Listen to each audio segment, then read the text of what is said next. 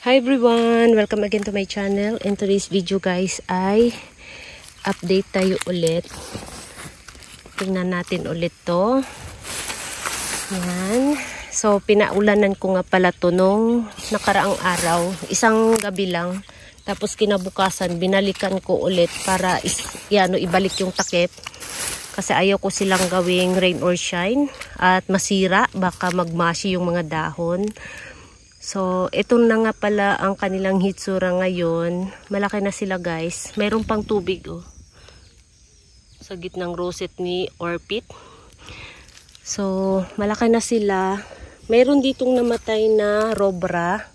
Ang pinalit ko ay si peach and cream. Ayan. So, ito lang yung nag-iisang peach and cream ko. Siya yung pinalit ko dyan kasi gusto ko siyang lumaki agad. At para magkaroon naman siya ng baby kasi wala pa akong propagation nito. At naghanap ako ng peach and cream kasi gusto ko rin to guys, itong si peach and cream. Gustong gusto ko to. Kaya lang wala akong makitang peach and cream na Echeveria. So ito na lang yung pinagtiyagaan ko. Gusto ko siyang palakihin para kapag medyo lumaki na, pwede ko siyang i-head cut para magkaroon siya ng baby doon sa stem, panibagong baby. Kaya lang sa ngayon, medyo maliit pa kasi to. Ayan. Kaya nilagay ko siya dito. Siya yung pinalit ko kay Robra. Tapos yung mga iba nating succulents, ayan, ganun pa rin. Bukang-buka sila ngayon kasi nakainom sila ng tubig nung nakarang araw. Ayan, kita ninyo yung ano oh, basa pa rin oh. Ayan, basa pa rin. So, malaki na sila guys. At, nagdala ako ng kaano nila, yung kasabayan nila. Yung iba dito, nagdala ako ng kasabayan nila para makita natin kung ano yung kaibahan nila, yung nakalagay sa pot at yung nakalagay dito. So, ang fertilizer nga pala na ginamit ko dito ay the same doon sa kamatis. Dati kasi mayroon diyang kamatis nung summer. Nakalagay dyan kamatis. So, dapat sana ang itanim ko dito ay kamatis. Kaya lang, yung kamatis na nabili ko ay hanggang dyan lang. So, tinaniman ko na lang ng succulents. Yung ibang mga leaf propagation ko, dito ko nilagay para makita ko kung ano yung kanilang hitsura. Yan. So, sa ngayon, kung nakita ninyo, ang ganda ng kanilang dahon. Napaka flawless, lalo na to si Tipi. Napansin ko talaga ang dahon ni Tipi, napaka-flawless. Hindi lang naman si Tipi, yung iba din, ayan oh, maganda din yung dahon niya. Ayan, ito si Peach Boy. Ayan, di ba? Malaki na sila guys. Tingnan niyo si Orpit oh. Talagang tumudo yung laki niya ngayon. Ayan, tapos ang ating madiba na baby. Malaki na rin siya guys. Yung kasabayan niya nandun yata sa bahay. Hinanap po dito sa mini greenhouse ko. Wala yung ano niya, kasabayan niya nito. So nasa bahay yata. And tingnan natin. Meron ako ditong dinalang Orpit. Ayan. Ito sila, magkasing edad lang sila. Ayan, tingnan ninyo. Ayan guys. Ganyan ang kaibahan nila guys. Ang laki talaga ng nakatanim dito direct sa ground. Ayan oh. Diba? Tapos ang ganda ng dahon niya.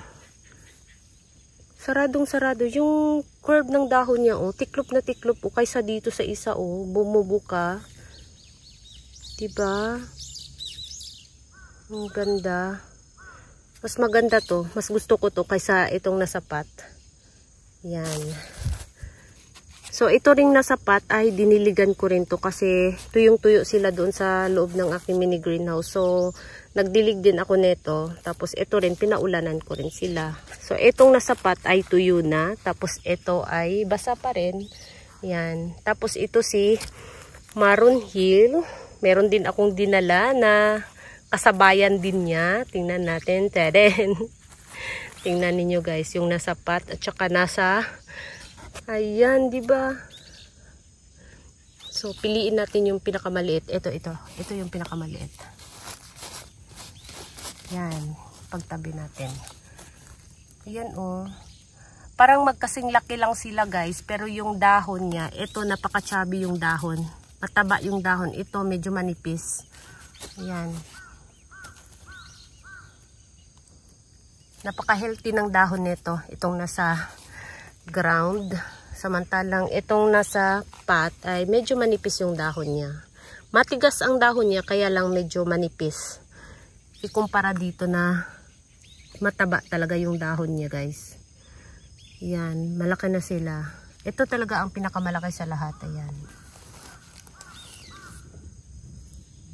Diba? Ito talaga ang napakalaki sa kanilang lahat. Si Maroon Hill. And ang ating Madiba, ayan. Si Madiba. So, hindi pa siya matured guys. Kahit malaki na siya, baby pa rin siya. Baby pa rin yung hitsura. Fresh pa rin yung dahon. Manipis pa rin yung, ano ng dahon niya, manipis. Ito dito, yung skin ng dahon niya manipis pa rin. So, baby pa rin. Tapos ito, ayan, si Elaine. Malaki na rin siya guys. Tapos ang ating Red King Ebony, ayan. Diba, malaki na rin siya. Ito is late ko na to siyang tinanim dito. Ayan, late na siya. Kaysa itong iba, ito siya late na. Tapos ang pinakabagong tinanim ko ay ayan, si Peach and Cream. So ito, napakataba din ng dahon niya. Matigas din yung dahon. Tapos yung puti is pesticide yan. Nung bagong tanim siya dyan, nilagyan ko muna ng pesticide. Tapos yung pesticide hanggang ngayon hindi pa natunaw. Itong ating ebony. Yan, ang ating ebony. Mataba din yung dahon niya guys. Mabagal talaga ang ebony na lumaki, no? Yung mga ebony variety, mabagal talaga silang lumaki. Yan. Tapos, ang ating Saragosa, ayan. So, napakaganda ng kanyang dahon, guys. So, ang nito, kasabayan nito, parang nasa bahay yata. Ayan, kaya wala tayong makitang pwedeng i-compare sa kanya na kasabayan niya kasi nasa bahay yung kanyang kasamahan. Ayan, yung kasing edad nito. Ayan, growing from leaf. Tapos, ang ating fire pillar. Ayan, meron siyang mushy leaves sa ilalim. Tanggalin natin. Ayan. Nagkaroon siya ng mushy leaves. So, nung bagong tanim siya dito guys, yung mga butas, mas malaki yung butas kaysa mga succulents. Ngayon, mas malaki pa yung succulents kaysa butas. Yan. Malaki na rin siya, si fire pillar. At napakatigas ng dahon. Grabe guys, matigas yung dahon. Tapos ito si Peach Boy. Meron akong dinala dito na kasing edad din niya. Ayan yung kasing edad niya guys. Ayan. Ito magkaedad lang yan guys. Mas malaki yung dahon nito kaysa ito, 'di ba? Si Peach Boy. Mas malaki talaga yung dahon nito. Ayan. Ibang-iba talaga yung nila, no? Mas makulay itong nasa pot kaysa ito. Yan oh. Tingnan niyo tingnan niyo yung kulay niya, 'di ba? Mas makulay itong nasa pot. Ayan, si Peach Boy. Tapos, ang ating tipi. Meron din akong dinalang tipi. Yung kapatid niya. Ayan, yung kapatid niya, guys. Mas malaki talaga tong nasa direct sa ground. Ang bilis nilang lumaki, no? Siguro dahil yung ugat nila is free kumalat kaysa yung nasa pot na limited lang yung niya. Meron ng ugat na lumabas, oh. Limited lang yung space na pwedeng gapangan ng ugat niya. Kaya dahan-dahan siyang lumalaki.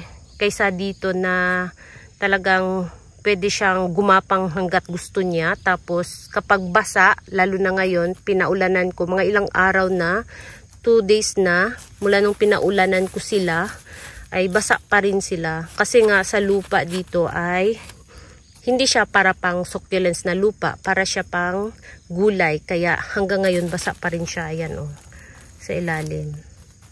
Kaya siguro ganon. Ayan. Kaya mas maselan tong nakatanim direct sa ground. Mas mabilis silang magkaroon ng mushy leaves dahil nga kapag pinaulanan mo siya ng pinaulanan, mabilis silang ma-overwater. Kaya nung pinaulanan ko sila, kinabukasan binalikan ko agad para ibalik yung takip. Para hindi sila sobra sa tubig. Kasi kapag hinayaan ko lang silang maulanan ng maulanan, delikado guys. Masira yung ating mga succulents dito. Tapos, ito nga pala si Chihuahuensis. Ayan, ang ano na ni Chihuahuensis. Oh, ang laki na niya guys. Yan si Chihuahuensis. Ang tigas ng dahon. Yan. Palatandaan ko na si Chihuahuensis siya kasi meron akong nilagay dyan sa ilalim ito. Nilagyan ko siya neto. Ibig sabihin si Chihuahuensis siya. Tapos, magkamukha kasi sila ni Peach Boy. Ayan oh. Magkamukha sila, 'di ba? Ang kaibahan lang is yung dahon. Forma ng dahon nila, guys, magkaiba talaga. Mas maraming dahon si Chihuahuensis kaysa kay Peach Boy, no. Ayan oh, mas marami yung dahon niya. Si Chihuahuensis kaysa kay Peach Boy. Itong nasa ito oh. Ayan oh. Mas konti lang yung dahon niya. Si Peach Boy, tapos si Chihuahuensis. Tapos ang ating Santa Luis, malaki na guys. Ayan, malaki na talaga siya. Bukang-buka pa. Ayan ang ating Santa Luis. Tapos yung nagmashi nung summer, ayan na yung hitsura niya guys. Yung nagmashi. Meron na siyang bagong baby sa stem, or ganun pa rin siguro to, parang yung pinaka-rosette yata niya to. Ayan, pinaka-rosette nga niya guys, yung sa pinakagitnang rosette niya. Ayan, nabuhay, nag-survive. So yung mga dahon niya lahat ay eto na lang ang natira, dalawa na lang kasi nagmashi yung mga dahon niya, tinanggal ko at parang umukay naman siya. So, eto si Silhouette. Yan, malaki na rin si Silhouette. So, ganito siya kalaki guys. So, si Silhouette yan. Parang magkamukha sila ni Peach Boy, diba? Ayan oh, para sila magkamukha. Yung dulo lang ng dahon nila is magkaiba. Yan, kung nakita ninyo, yung dulo ng dahon magkaiba. Tapos yung niya, dahon niya parang spoon. Yan, parang ganun yung dahon niya. Si Silhouette. So, ayan guys, malaki na sila. So, ang problemahin ko na naman nito pagdating ng winter time. So, pag-isipan na naman natin kung ano yung pwede natin gawin dito para hindi sila magkaroon ng mga frost. Kasi nagkakaroon kami ng frost during winter. Araw-araw talaga yun. Meron kaming frost. So, para hindi sila magkaroon ng frostbite. Pag-isipan natin kung ano yung magandang gawin. Ayan. Kasi malaki na sila. Sayang naman kung mamatay sila sa lamig, diba? Tapos sayang din kung tanggalin ko sila dito. Kasi parang na sila, nahiyang na sila sa lugar na to. So, hayaan ko na lang sila dito hanggang next year. Tingnan natin. Ayan. Diba? So, plano ko baka next year, kasi itong dito, bahay ng kamatis, i-transfer ko sa ibang lugar. Tapos, yung i-extend ko na hanggang doon sa dulo.